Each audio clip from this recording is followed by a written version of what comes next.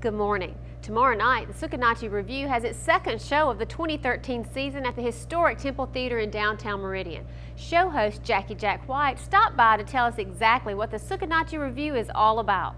The Sukanachi Revue is a lot like a modern day Ed Sullivan show, but much more informal. You're only going to have people come out there for a couple of songs, and then somebody else comes on for another couple of songs.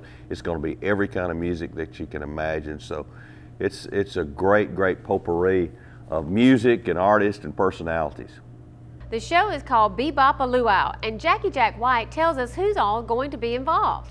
We're going to have Tony Pascoe, Duck Dynasty's guitar player, and we're going to have Kenny Schweer and Alan Hunt and Back Pocket and Mississippi Chris Sharp, Jay Burton Fuller, Brett Gully, lots of great artists, Piper Lauderdale. So going to have a lot of fun. Hope everybody come on down there Friday night, 7 o'clock, the Temple Theater. Tickets are only $10. Log on to JackieJack.com for more information on the 2013 Sukanachi Revue season. I'm Amy Bott. Have a great day.